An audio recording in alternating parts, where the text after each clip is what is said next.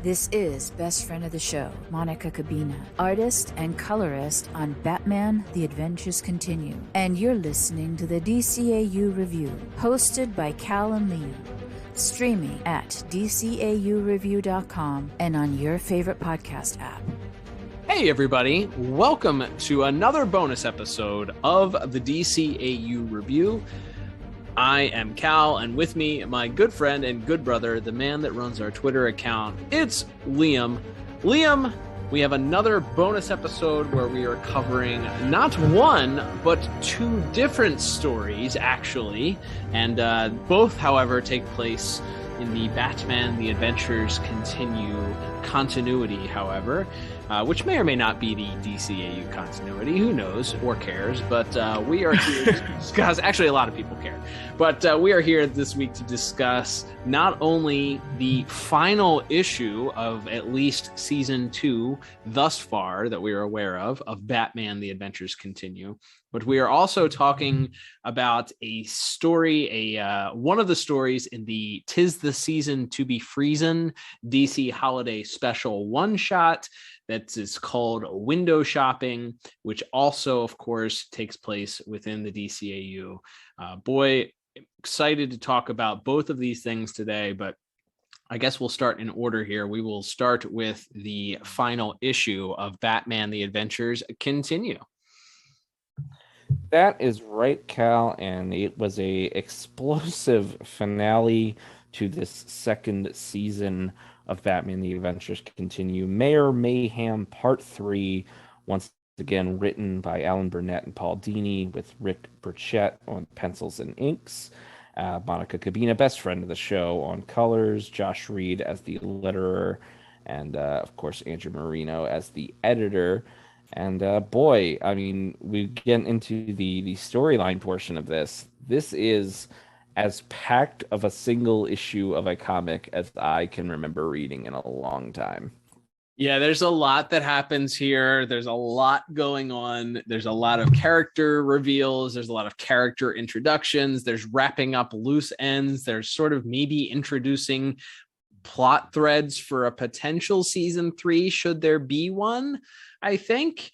But yeah, we really get, I guess, the main story that we've been following here for the majority of season 2, which is of course, the return of this Mayor Mayfield and the running for mayor of Gotham City against Hamilton Hill Jr.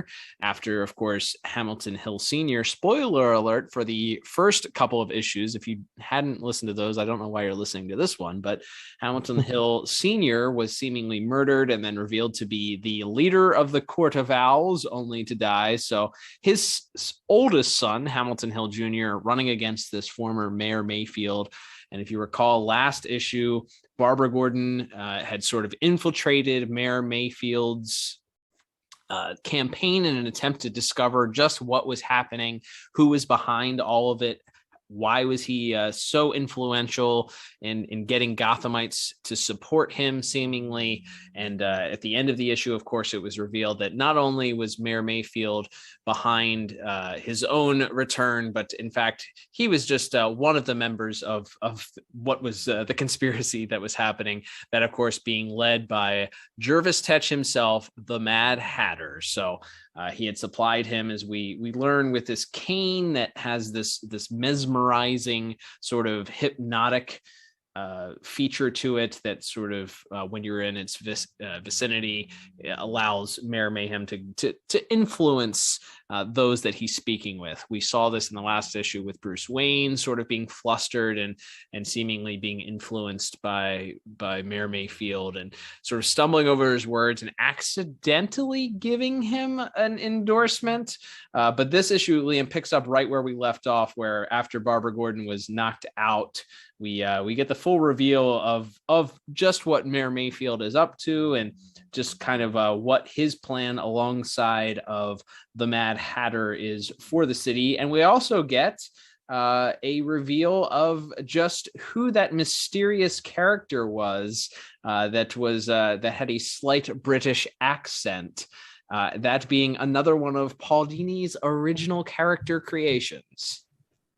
That's right. We are introduced to March Harriet, or reintroduced, perhaps, if you are a fan of the Detective Comics run that Paul Dini wrote along with Dustin Nguyen on art.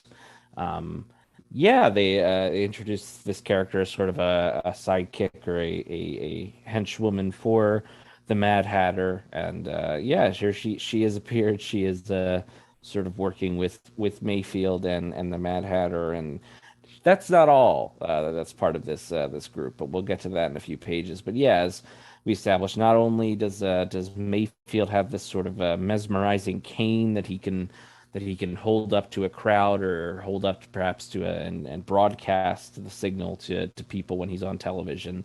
But there's also some sort of more old school Mad Hatter mind control as we find out that he has hypnotized almost the entire staff at Arkham Asylum, including all of the security guards, as we saw in last issue, causing him to see Clayface when Clayface is not there. And in fact, we have that sort of illustrated for us when Robin tries the earpiece on and immediately sees Clayface and throws some batarangs at a wall and nearly hits Dr. Leland, another character returning from Batman the Animated Series. But we quickly find out that Jervis Tetch was discharged for good behavior. And but unfortunately, it turns out that Dr. Leland is the one that signed his release notice, yet though she has no actual memory of doing that. So again, we sort of begin to understand that the Hatter has sort of taken control of the asylum, and we're treated to a little bit further in that as Batman and Robin track down an old hideout of the Hatters, and that's sort of juxtaposed with Barbara Gordon, who, of course, as we noted, had been found out and captured by Mayfield, suddenly turning up at her dad's office, and everything seems all is right with the world. So there's a little bit going on there, and before we can find out exactly what's going on with Barbara, we find out that Bruce Wayne has a visitor at Wayne Manor, and it is, of course, as mentioned, Hamilton Hill Jr., Mayfield's opponent in the mayoral race, who is furious with Bruce for after Bruce Wayne claimed that he always stayed out of elections, that he accidentally or incidentally endorsed Mayfield, or at least that's how the papers are sort of running with the story, and he's begging Bruce Wayne to endorse him. But before they can kind of have that come to a head, there is a news broadcast where we see a tearful Barbara Gordon claiming that she was sent by Hamilton Hill Jr. to infiltrate the honest and good Mayor Mayfield's campaign, and that everyone should in fact vote for Mayfield instead of Hamilton Hill Jr., which really sets off the sort of the big finale here, as it seems like Mayfield finally has the election in hand. Yes, and so Batman and Robin, of course, are alerted to this and realize that something is amiss, because Barbara being on TV at this point doesn't quite make any sense. But as they are en route, we get a shot back of Barbara, who is wearing this headband, which is clearly how the Mad Hatter is controlling her and sort of forcing her to say. And wouldn't you know it, we get a little cameo in this little scene here where our favorite character in the world makes his return. In a very shocked moment, we learned that there's a volunteer helping Mayor Mayfield out on loan from the Penguin himself. Our favorite character, Mr. Wing, makes a reappearance here. He's back. He's made his long-awaited return. Yeah, of course, he did appear briefly in last month's issue as well, but I think you sent me the screenshot of his first very surprised and annoyed look that we get in that first panel there, and it just made my day. I was like, all right, even if that's all the Mr. Wing that we get, I don't know if Paul Dini checks his Twitter, or how often he checks his Twitter. I know he does, but how often he checks his Twitter, or if he's aware of just the cult following that Mr. Wing has developed. But it really feels like he continues to put Mr. Wing in here just for us. That's how I'm choosing to look at it. Like, and it's what I hope. But look, Mr. Wing is for everyone, not just for us. And I'm glad that more and more people are being exposed to the majesty that is the man, the bird, Mr. Wing. That's right. Returning here, as you mentioned, sort of as hired muscle on loan from the Penguin. And we get that sort of juxtaposed with Nightwing being called in. There's actually, we should mention, there's just a couple little quirky like cutaway gags to Harley and Ivy somewhere, which I think are really funny. Where they're talking about the election, and then Harley mentions that she voted for herself, which is pretty great. But then we're back to the action. Nightwing is on the hunt for Barbara and finds her cell phone taped to the front of a news van. Meanwhile, Batman and Robin go to Mayfield's manor, and while they don't find Mayfield or March Harriet or the Hatter, they do find a very large white feather. Yep, and that's their first clue. That wouldn't you know it, that Mr. Wing himself is about to make an appearance, and we actually get Mr. Wing versus Nightwing, which there's just something poetic about it. Mr. Wing, Nightwing. And I feel like there's one panel, which we'll talk about a little bit later, where he's even sort of doing the Nightwing pose with his arms stretched out and his wings extended. So we get some fisticuffs between Mr. Wing, and he really gets to show off his chops here, fighting and really handling his own against Batman's former boy wonder here. So we have a little bit of fisticuffs that occurs between them, and at this point, the Mad Hatter had sort of felt that Barbara had served her purpose, so he was going to mind control her to commit suicide off of the top of a building. And had sent that light, fluffy superhero action that we're all accustomed to. That's right. And he had sent March Harriet along to make sure that it happened. By the way, for those keeping score at home, it does appear that Nightwing once again does have his mullet. So we do have a mullet for this issue, as we did in his last appearance. But so Barbara is able to snap out of it as actually it looks like Nightwing knocks her hairband off. So at that point, they also have an ensuing battle. Meanwhile, Batman and Robin are on their way to do some grilling to figure out what's going on, why Mr. Wing is involved. And so they do their own interrogation, of course, of Oswald Cobblepot, who lets them know that they better head on over to Arkham. They send him to Arkham, where we see that not only has he taken over Arkham thanks to the mind control, but he's prepared to release a lot of our rogues on Gotham, including the Riddler, Two-Face, and Scarecrow. We do get an appearance of the Joker, who claims he is bored by politics and not interested in participating. So he kind of refuses to leave. And it's at that moment that Batman and Robin actually arrive, and there's a short fight between Batman and some of these and Robin and these rogues. They seemingly have little to no trouble handling them, because it's kind of done off screen almost, that they're returned to their cells. And at this point, we get the results of the election revealed by the Joker, who is watching TV in his cell, and reveals to Mayor Mayfield that he has in fact handedly lost the election, despite his last-ditch efforts to upset the race and to sway the voters any way possible. He ends up losing. And not only that, but he's revealed and exposed as the mastermind behind this whole thing. And we learned that not only did he lose the election, but they're now investigating him for past misbehaviors, and that he'll be headed to Arkham Asylum, which is weird because I don't feel like he's crazy. I feel like he's a criminal. So being sent to Arkham Asylum seems counterintuitive, or definitely not where he should be. But we do get of course, a last minute reveal that Hamilton Hill Jr. did indeed not only win, but got a hearty endorsement from Bruce Wayne on screen later on. Bruce completely contradicting himself. And then, of course, Barbara Gordon is announced that Barbara Gordon is going to write a tell-all book about her experience, to which Batman looks at her and sort of quizzically asks, tell all? And she says that she's going to leave some of the details out, of course, maybe not tell everything. And our heroes, our four heroes, finally united together for the first time in quite a while, swing away. And that is how we wrap up the issue.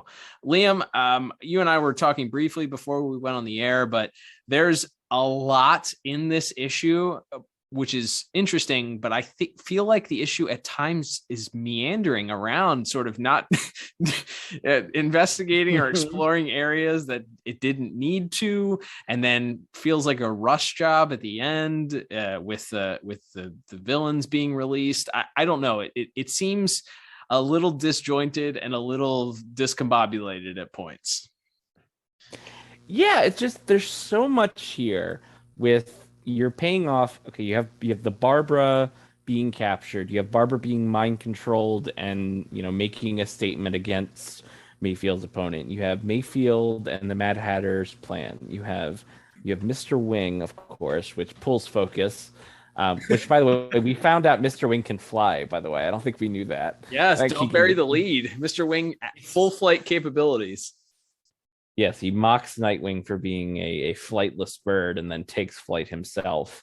So that's probably the most important revelation coming out of this book. But elsewhere in it, you do have this side bit of Mad Hatter has taken over sort of all the staff of Arkham. And then right as they finally free Barbara and you feel like things are starting to wind down, all of a sudden Mayfield's in Arkham Asylum promising to free all of the super criminals if they help him kill Batman. And I understand the idea is that the more unhinged this guy is, and the idea is that he's this ultimate hypocrite who's this claiming to be this law and order candidate, while in reality he's in bed with the worst of the worst, completely unlike any real life politicians. But no commentary being made here. But that it's just a lot. It's a lot for one issue. I feel like, I feel like we held off the Mad Hatter reveal for so long for the end of last issue, that we had to deal with that and that crew of people, and then you add in all of the other rogues of Riddler and Scarecrow and Two-Face, and we get the Joker stuff. And not any of that I think on its own is bad. It was just a lot to kind of pack in, and maybe the feeling is from Mr. Burnett and Mr. Dini, this is our big finale, so we want to have a bunch of recognizable faces in there, and setting it in Arkham Asylum is a good way to set up a way to get Scarecrow and Riddler and Two-Face cameos, even though they don't have much to do with the story. Joker as well. But yeah, it just feel like it was just a lot. It was very jam-packed, and then you only have maybe a page or so, or maybe 2 pages to really wrap up everything. As you establish that Hamilton Hill's won, you establish that Bruce Wayne endorses him, and then this little snippet of Barbara writing a book as the 4 heroes swing off to each other. It's not that I didn't enjoy it. It was a lot. They jam-packed this thing. Yeah, and like you said, we knew from the solicits that DC had put out that this was going to be the finale, that there was going to be this threat from him sort of releasing the heroes. And you kind of think about the past storylines, maybe in main continuity, Nightfall storylines where they're just all the villains have been released and running amok, or maybe even more familiar, more recently with the Arkham games, where you just have different villains running around and Batman has to deal with stopping all of them at the same time.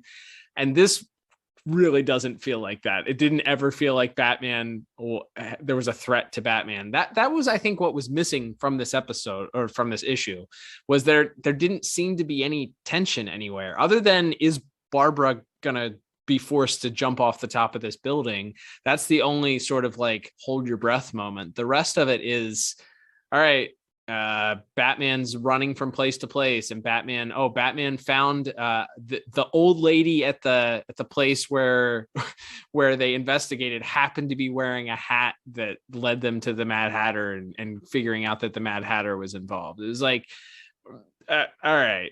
It just seems like it's a bit of a stretch. And then again, it's very jam-packed. You have all of these characters, which is great and fun, but it just felt like there was so much that it left very little time for anything to breathe. And it felt like there was very little time for anything to really make sense based on what we're reading. Like the Joker stuff is funny, but was that pivotal? Did we need do we need 3/4 of a page for that? Probably not. We are all about any and all Mr. Wing appearances, of course. More Mr. Wing, the better. Getting a solo title, yes, we are behind this. But the fight between him and Nightwing, I get it. There's not a whole lot of other fisticuffs action because they limited the fight between this release of Super Criminals and Batman to 3 panels later on in the issue. But yes, did we need a page and a half of Nightwing fighting Mr. Wing? Not pivotal to the story. No, I think Batman versus the rest of the rogues probably would have been a better visual probably for the rest of the issue. But so it does feel like maybe this, if they weren't going to stretch this out into an additional issue, into an 8th issue, that they maybe backed themselves or wrote themselves into a corner to get too much stuff solved here.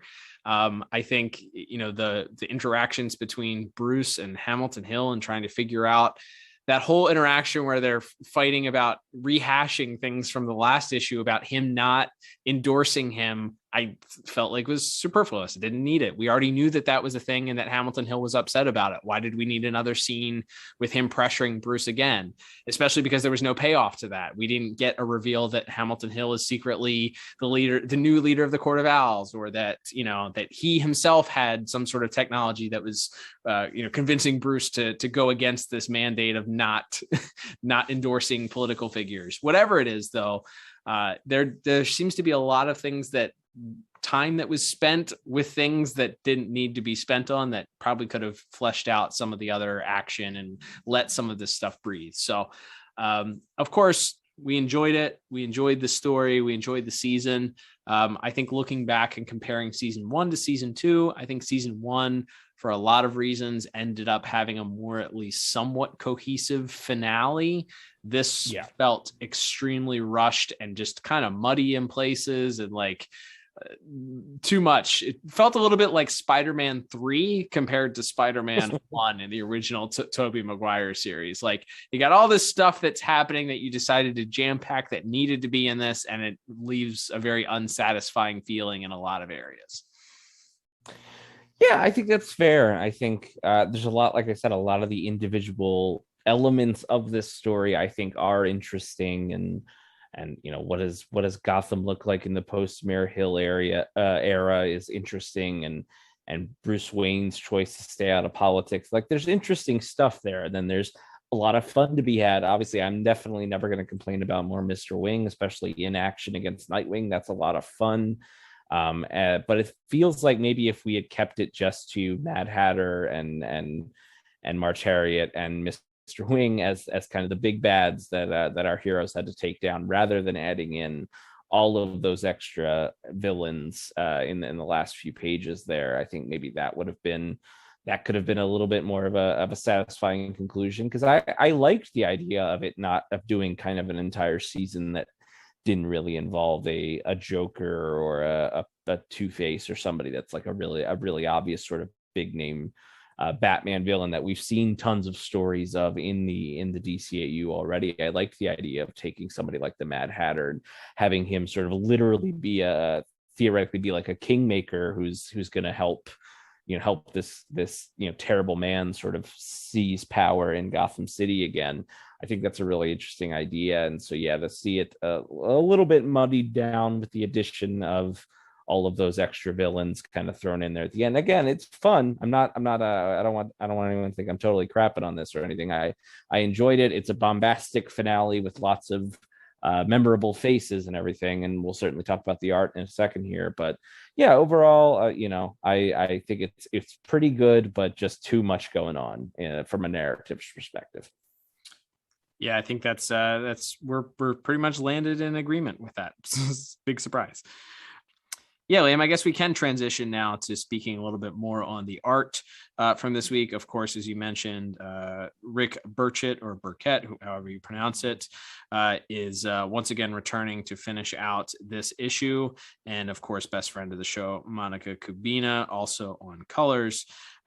So I think it's pretty well documented that Mr. Burchett is not my favorite artist, and I don't think he's your favorite artist either. Respectfully saying that, we understand, of course, still rooting for, and prayers up from Mr. Ty Templeton and his recovery. We understand that he was put in a position, Mr. Burchett was, that unfortunately is probably very unenviable, in which you have a well-known, beloved artist that is unfortunately, due to circumstances beyond anyone's control, can't fulfill his commitment to artwork. So he has to slide in at the last minute. And we've seen some issues that I would say would lend to say that maybe Mr. Burchett's best days for artwork are behind him. But yeah, I think this issue specifically, there are some things that I think were better. I don't think there's too much that was asked. There's not a lot of dynamic poses. I think most of the dynamic posing comes in the fight between Mr. Wing and Nightwing. There are some weird off-model looking perspective dynamics that I think are featured throughout most of the drawings. But if you chalk that up to that just being his style, and you're not trying to fit this into a Bruce Timm style artwork, it's a little bit easier, I think, for me to digest.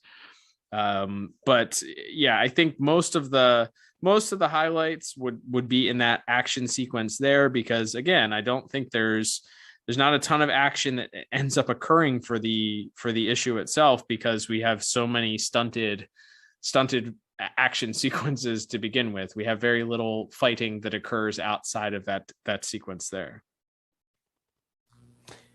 Yeah, I definitely think the standout is the Mr. Wing fight, as you said. It's a lot of fun. As we said, not only is it we learned that he does in fact have wings, which I don't necessarily know were visible in previous incarnations or in previous appearances, and his fights with Batman, or his fight with Straight Man and near the end of season 1, and we hadn't really seen him in action this year. So very thankful for all of that Mr. Wing content. That's definitely, I think that's pretty well.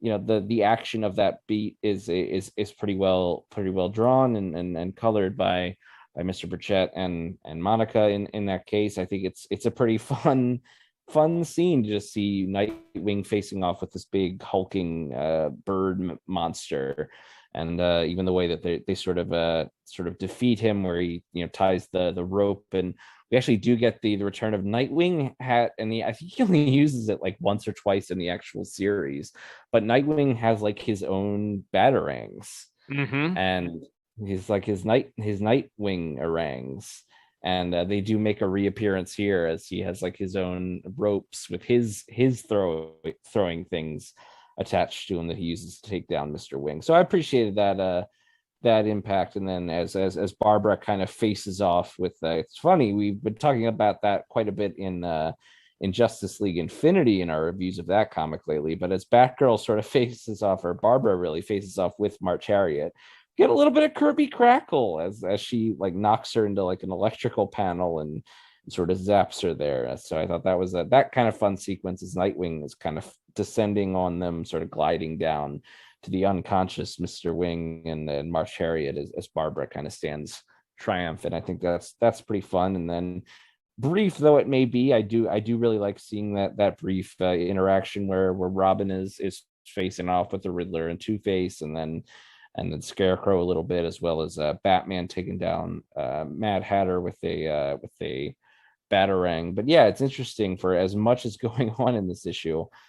I think the standout visual moments, like I said, we already kind of mentioned it in plot, but I really liked those cutaways to Harley and Ivy. I thought they were so funny and cute, and I think her reaction to sort of Summer Gleason sort of making fun of the fact that there was one write-in vote for Harley Quinn, I think it's very like, I really like that panel a lot of, and Ivy sort of reassuring her.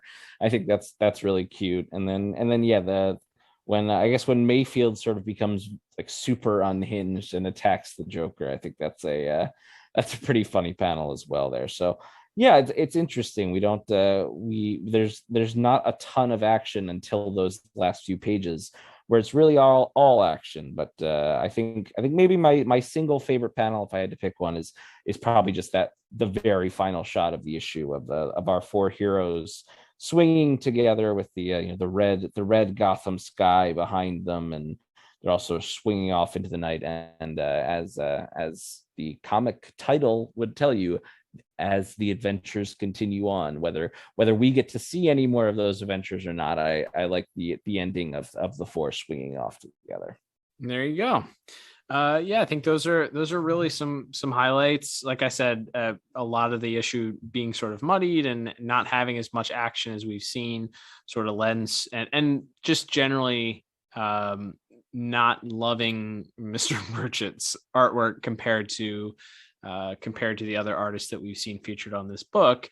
I would say that it was harder for me to pick out some standouts as far as the panels are concerned. I will say that the shot of the Joker sitting in his cell, gleefully sort of peering back at Mayfield and Batman, giggling at the realization that all of this work was for nothing. I thought that was actually a really dynamic panel. I think it looks like there was some work put into that panel to make it sort of stand out. Monica did some really great job with the coloring there and the shadowing and stuff like that was ultimately built into the drawing. I think ended up making it stand out. Would you say that perhaps in this issue specifically, maybe even in that final panel where Bruce and Hamilton Hill are shaking hands, that Hamilton Hill slightly resembles perhaps the 46th president of the United States a little bit?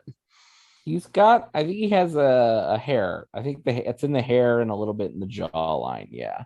I don't know if that was intentional. Yeah, I don't know if it was intentional or not. We were sort of talking plot wise, whether or not the plot sort of the idea that this guy was attempting to sway the masses with mislead them and stuff, whether or not there was any sort of commentary on United States politics in the year 2020's presidential election or not.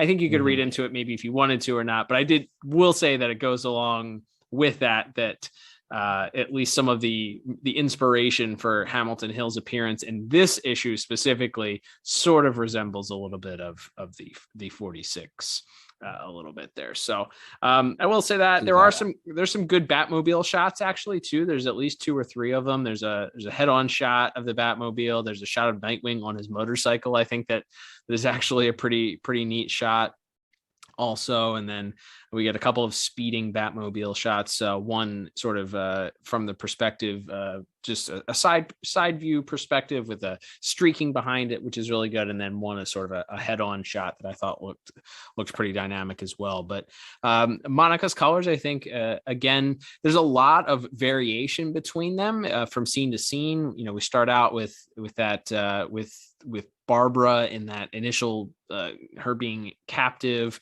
and that whole scene is sort of lit by this pink hue, and then we get to Arkham, and Arkham has, you know, the dark cold blue, and then the cells themselves are lit up with those sort of bright orange yellow lights. And then, you know, we get a couple of more dynamic panels later. I think the shot of Wayne Manor on the hill, there's like a red orange sunburst that she decided with the colors there. And then the shots of Bruce Bruce has been doing some tanning. I see that, at least compared to Alfred in those shots with him doing the investigation. Bruce is real tan, and Alfred has not seen the sun in a while, clearly. So, but I do think that the colors in those, and then again when Bruce heads up to the manor, we get it appears to be at sunset. So we get, the Wayne Manor bathed in sunlight, which is right out of the, out of Batman the Animated Series, the last laugh and some of those other episodes where you would see Wayne Manor typically bathed in that orange glow of sunset. So big surprise, no big surprise here that Monica continued to crush it. And then of course the blood red skies of Gotham for the majority of that Mr. Wing interaction that we got. And then the blues, as you mentioned, the Kirby crackle, and then sort of the dark blues in the final scene in Arkham, as she sort of it's gets you the dingy dungeon basement feel of Mayfield sort of leading this revolt at Arkham. So all of that very good. As far as the colors are concerned, no big surprise there. But yeah, I would say that hopefully if there is a third season, I think both of us, if Mr. Templeton is unable to return for health reasons, or perhaps just wants to focus on anything other than art, that's certainly his prerogative and well deserved. But if Mr. Templeton is not able to return, I think that my hope and vote for is for Jordan Gibson to hopefully take over artwork. Let's I guess use that to parlay. Liam, there's no more guessing as to what's going to happen next in this. I guess the only thing we can speculate for Batman the Adventures Continue would be, are we going to get a third season? Yeah, I certainly hope so.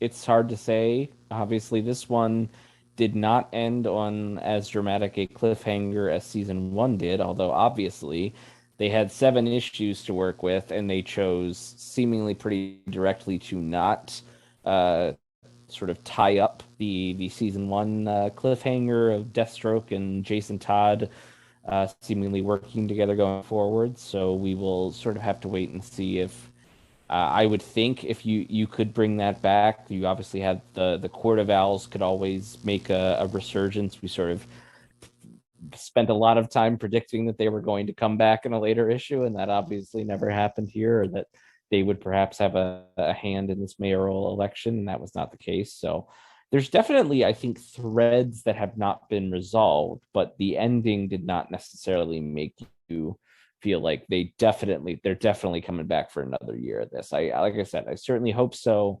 It's been a lot of fun. Obviously, as you said, with Mr. Templeton's health issues, it's tough to the art went through some growing pains with Mr. Burchett. Like I said, I think his art got better progressively, and that could just be because he had more time to work on the later issues. But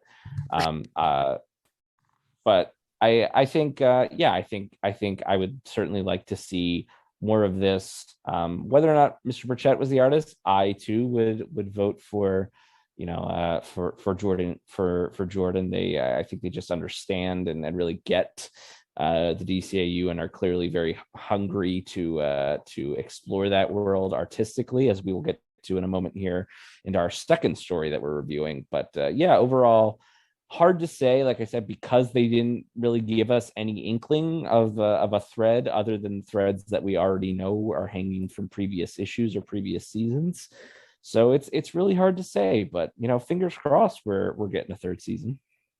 Yeah, I think hoping so, as we always say here. Even if the artwork wasn't my favorite, or some of the story itself wasn't what I would have desired for a finale of an issue, I think, as we always say here, more DCAU content is always a good thing for us. And not only just because it allows us to perpetuate our podcast, but also because, it's clearly something that we enjoy. It's why we have a podcast discussing this stuff. It's why there's a lot of super fans out there that enjoy talking about this. So I would hope that maybe we get some paths crossed for a next season.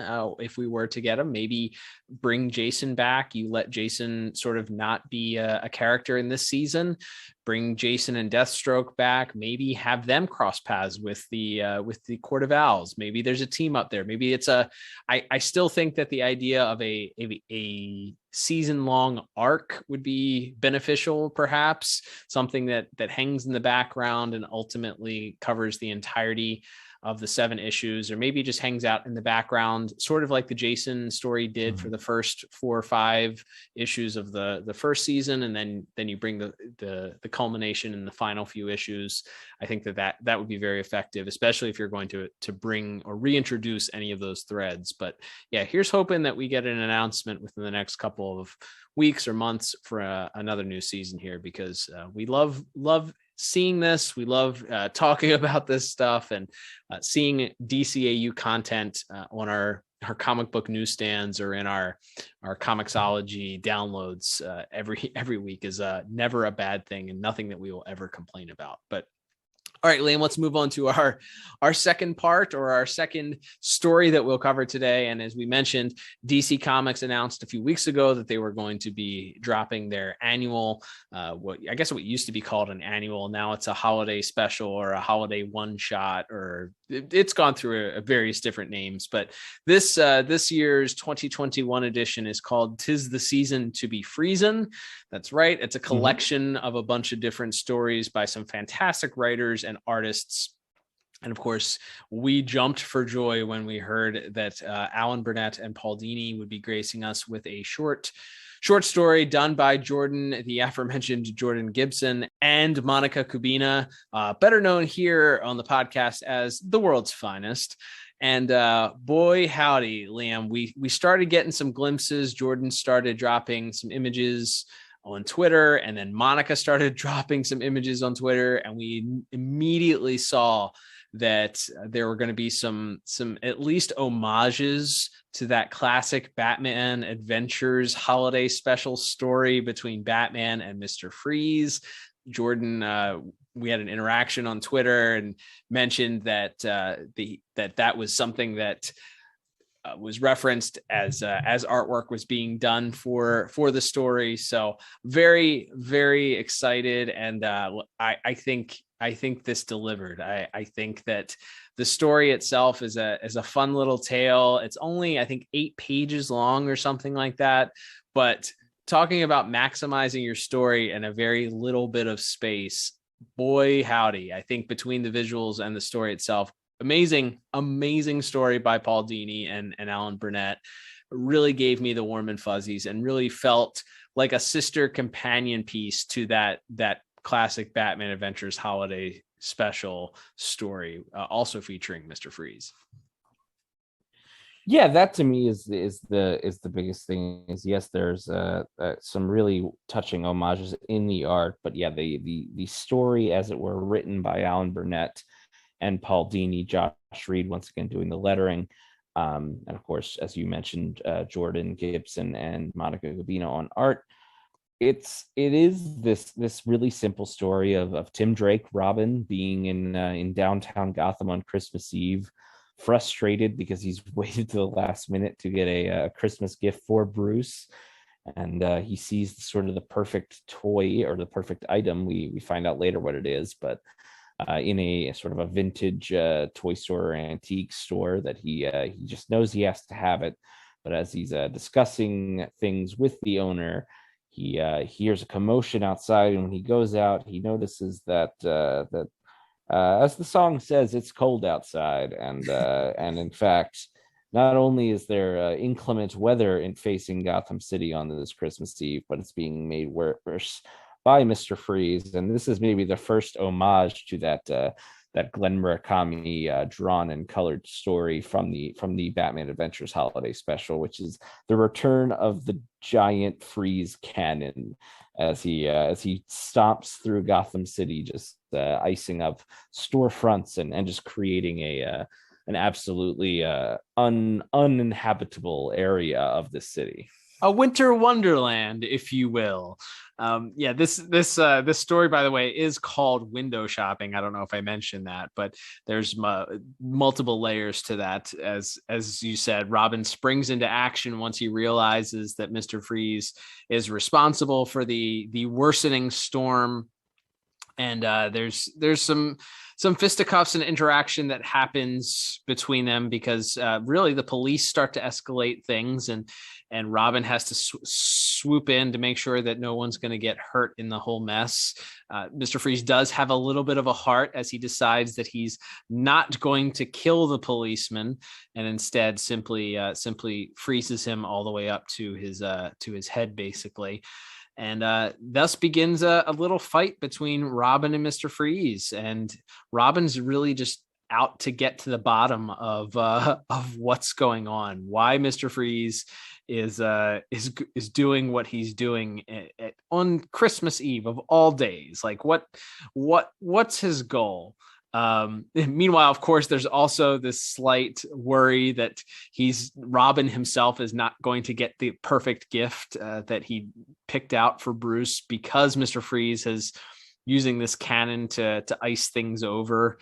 And so there's a brief interaction between the two of them as Robin continues to sort of be Robin and be quippy and taunt him in the middle of the battle. But we really get to the heart of the story that gives us sort of the crux and another layer to the Victor Freeze story. Is in the midst of the battle, he realizes that he sort of walled himself and Robin in, and he realizes that there is an additional family that is stuck in.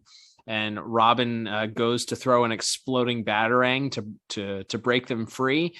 And Mr. Freeze actually holds the batarang and breaks the ice down himself, allowing the family to go free. And that sort of is where this conversation between Robin sort of just asking him, why are you doing this? Like, what's behind this? Why are you here icing these stores over? And that's where you really get Mr. Freeze's heart for why. He tells this really touching story.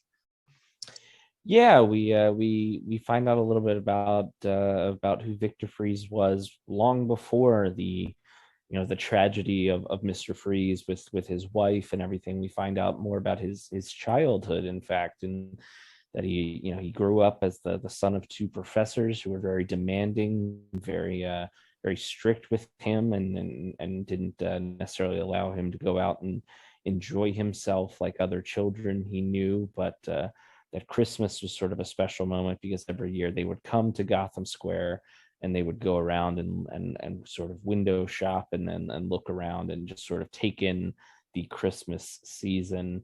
And he wanted an opportunity to sort of re-experience that. With the weather being bad, he thought that this would be a chance. The city might be, this area of town might be deserted, and that he could sort of expedite that process by bringing the snow in a little bit quicker. And in the process, perhaps he could experience something that the old Victor Freeze found great joy in. And though he isn't maybe it's not really clear how much joy he can still feel at this point, but he's clearly sort of trying to connect with this sort of childlike wonder that he had for the Christmas season and for this area of Gotham in particular. But as he sort of discusses this with Robin, he agrees that he did not mean any harm, and at least not today. And because of that, as the cops are finally able to sort of break in, Mr. Freeze surrenders, and Robin sort of frees the owner of the store who had been trapped, and gives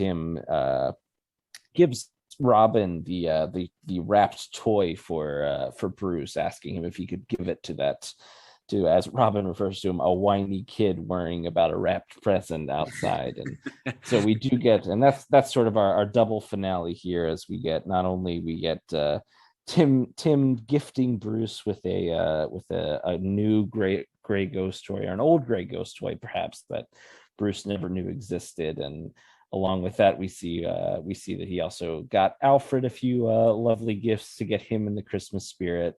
But that's not where Tim's spirit of generosity ends, as we also see in the last few shots, as Mr. Freeze is back in prison. We see a present dropped off for him, and we see that Robin had in fact taken a picture of that storefront that Mr. Freeze had been sort of staring longingly at, and we see it right aside the ballerina music box from Heart of Ice, and that's sort of where our story ends. Where it's a nice, really simple message, right? As at the end there is that it's not necessarily the gift, but it's the little things and those memories, and that it's always good to try to bring a little joy to others' lives. So it's a nice, simple holiday message, easy to absorb, but it's wrapped up in a nice little bow, and it feels very much in line with not only as we've talked about an homage to this previous Paul Dini written story, but also sort of another chapter in this sort of tragic DCAU Mr. Freeze story that we find out a little bit more about him, and that Robin takes the time not only to celebrate Christmas with Bruce and Alfred, but also to at least attempt to bring the tiniest spark of joy to this cold heart of Mr. Freeze. Yeah, I love the narration at the end too that Robin gives. He's talking to Alfred about the gift, and Alfred's incredibly enthralled by his gift. And Robin does this sort of narration that would have, if this was a episode of Batman the Animated Series, would have played over the next scenes. And he's sort of narrating. He says, it's like this: you hang out with people long enough, you get an idea of who they really are and what they like, the little things that give their lives some joy. And even though you might not hit the mark every time, it never hurts to try, right? And simultaneously, we get Mr. Freeze getting this picture, as you mentioned, of the storefront. And it's just, I think we know that Paul Dini can write an amazing Christmas story because we've seen Comfort and Joy, and ironically, we're covering that as an extra bonus episode next week. We're releasing in place of our standard episodes, so it gives me that same sort of warm and fuzzy feeling that you get at the end of Comfort and Joy. It's a nice little bow. It's a holiday season feel. Robin not only winning the gift exchange, this thing that he was worried about with Bruce, but then also crushing it with Alfred, who's thrilled with this Santa Claus mug. And then to wrap it all up, he gives the villain of the story that's causing all this havoc and almost cost him this present for Bruce. He gives him his own little gift as a thank you. As just a little like, hey, it's Christmas, I'm gonna give this to you today. It's so good. This I think, man, it was the highlight probably of my holiday season thus far. It's so enjoyable, and we'll get into the artwork that accompanies it in just a second here. But Dini and Burnett, believe it or not, those guys can put their heads together and come up with a nice little short story. And when it comes to Batman, I'll say that. Yeah, and I love, and I mean, we've talked about this a little bit before. Character of Tim Drake is very special to me and has always been one of my favorites. So to see the character sort of told through his lens, and to have this sort of, even though it's an 8-page story with a very simple sort of moral summed up at the end there of try, it kind of boils down to, it's the thought that counts, right? If you know someone and you give them something that you think they'll like, you give it to them from the heart, that sometimes you'll hit the mark and you can give someone something really special. It's nothing particularly complicated. There's a deep, secondary moral ambiguity to this story. But it is really cool to see, to see this story told through Robin's perspective, through a younger character's perspective, especially as a companion. We've seen, Batman have this adventure against Mr. Freeze on Christmas Eve once upon a time, where he sort of had this very different experience with Mr. Freeze. Whereas, and then Robin has a similar yet, in some ways pretty different adventure with him, and sort of learns different motivations about him, and maybe learns a little bit deeper of who the man Victor Freeze is, if that man maybe if that man doesn't quite exist anymore, as Mr. Freeze sort of says, almost talks about Victor Freeze as a separate person in the issue. But seeing Robin sort of let him experience that, and then letting Mr. Freeze allowing himself to be taken in by authorities, and then Robin still choosing to try to brighten his day a little bit with the photo at the end. It's just great, and it's what you want, I think, your superheroes to be, or it's what I want my superheroes to be. We talk about this a lot, but I want them to be, they're the people that we are striving to be every day. And I like the idea that the superhero, it's not just about him taking care of his own, but it's about reaching out to his mortal enemy, who may or may not try to kill him the next time they see each other, but he's still, on this day, it's the holiday ceiling, and he was feeling in the giving spirit, and he tries to give Mr. Freeze a little bit of Christmas joy there. So I love the simplicity of it, and I love kind of what it says about Tim as a character, and about Robin and Batman, and the sort of Batman outlook on heroism and justice as a whole.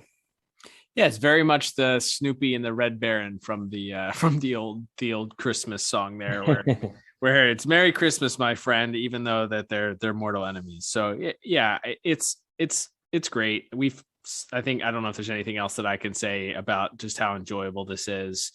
Go out of your way to get this, to pick this up, if you can.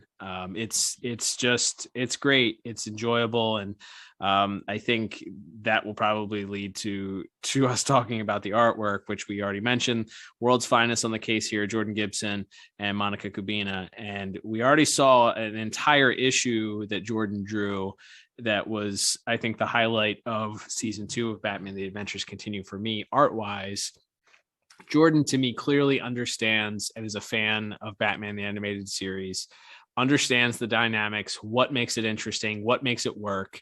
And the visuals that Jordan chose for this issue, again, some homages to that Batman Adventures story, which if you grew up reading that issue like I did, like we did, that story, like we already talked about, stands out. It's very important. That Glen Murakami art from that issue is a huge standout. And I think that Jordan also there's definitely some expressions that Robin has in a couple of these panels that look a little bit more like the Teen Titans Robin. So I think there's some Murakami in a lot of what Jordan ended up doing for the artwork here, specifically for the issue. But man, every panel there, you can just feel the love for this art style from Jordan and Monica in every panel. In every panel, it feels so authentically DCAU.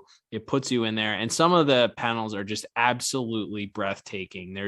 We say that a lot, but there's some that are just, you just have to sit and pause. There's one shot of Mr. Freeze where he's telling this tale to Robin, and that whole sequence is incredible, because there's a shot where he's leaning over and looking into the window, looking back at him, and the reflection is the younger version of him, and that continues through a series of panels. We get a split shot of him as a child versus him as Mr. Freeze, sort of half and half, and then that fades into this single panel of Mr. Freeze stoically looking at you.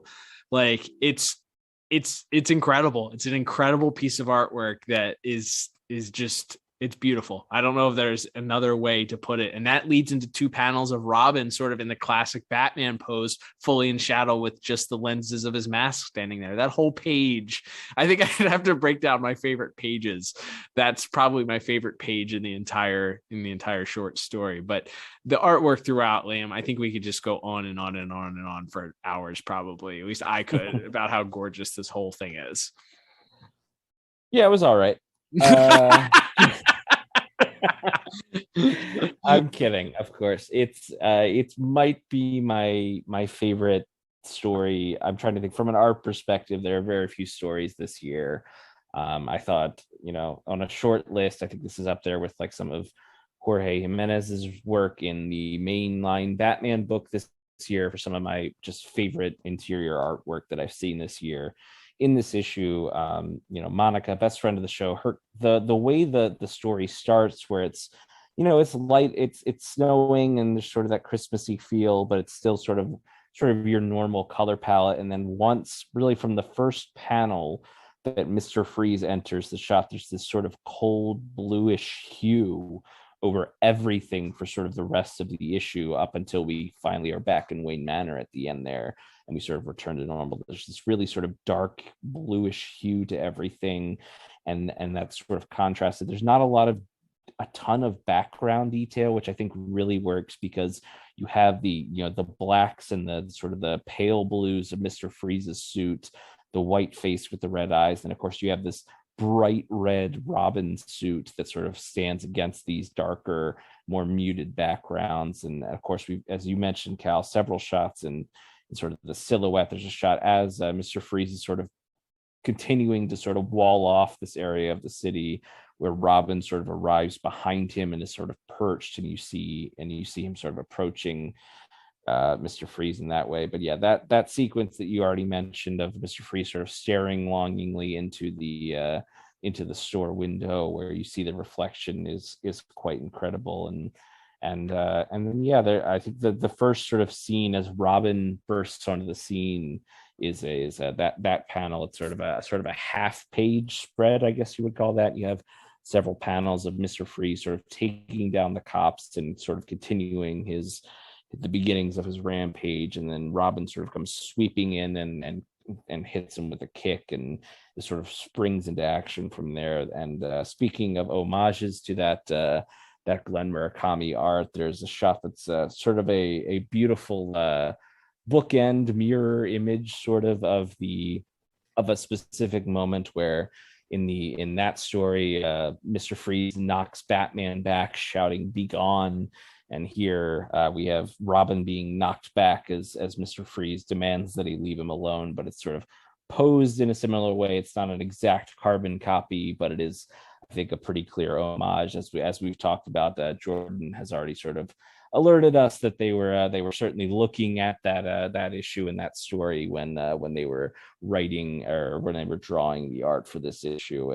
And again, and some of the like the detailing in these ice sculptures that Robin's knocked into at one point, and then as we've already mentioned, sort of that last few pages, even the moment there as Tim sort of pulls out the exploding batarang, and he's about to seemingly put a hole through the wall, and you just see this almost like out of a horror movie or something. You just see sort of the top half of Mr. Freeze's body sort of staring down at him. It's such a dramatic visual. And then right down to those last four panels, as we sort of enter again into that cold, sort of dark prison cell that we may have seen. It may be the same prison cell from Heart of Ice even. And Mr. Freeze sitting in his cell, and he unwraps the present, and you see him sort of proudly display it next to that little the dancer and that played music from the Heart of Ice episode, and sort of put on this little icy mantle as we end things there. It's breathtaking. It's some of the, like I said, I think it's some of the best interior comic book art of any comic I have read this year, and it's really incredible, and it pairs so well with the narrative of the story. Yeah, I think we've run out of superlatives to describe it. As you mentioned, Monica's colors, the blue, the deep, well, it's not deep, that's ice sort of light blue colors that she chose to cover most of the scenery with. It, you feel like you're there and it's ice cold, like the snow that begins, as you mentioned, begins to just increase throughout each panel. You really feel like you're there in the cold with them. You can see Robin's breath in the cold as he's sitting there. Just the details like that are just so much what I love about this whole thing. And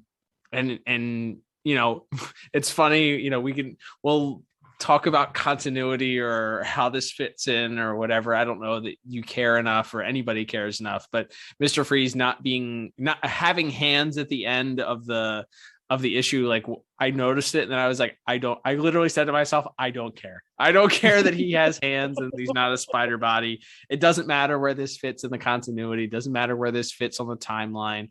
Like that, there's nothing wrong with that stuff, but I just loved being able to submerge myself into this world and in this issue. And without the gorgeous visuals and just the stunning panels, the colors, the bright, like I love Robin's bright red sweater. I love Alfred's bright red mug and Santa hat. I love that Bruce even has like a little bit of a smile as he's opening up his gift and sort of sitting there watching Alfred and Tim interact. And it's just the details, the callbacks to the, as you mentioned, the Heart of Ice with the ballerina in the dancing ballerina in the snow globe. And just, it's great. It's great. This is, I really loved Jason Fabok's artwork on Three Jokers this year. I think that was up until this story was my favorite artwork of the entire year. But I think at the end of the day, this is definitely takes the place above that. It's so good. Everything about it is so enjoyable. And I'm just so happy that we got to enjoy a short little story like this to wrap up the year for our DCAU comic coverage, essentially, for 2020. It was enjoyable. It was great, and it was a great example that you don't have to have a full-fledged multi-issue story necessarily, although we crave that. That's what we want. But to enjoy this world, sometimes it's just a simple 8-page, 9-page story that we can just settle in, and you get the right people working on it, the people that understand the characters, the people that understand what the artwork should feel like.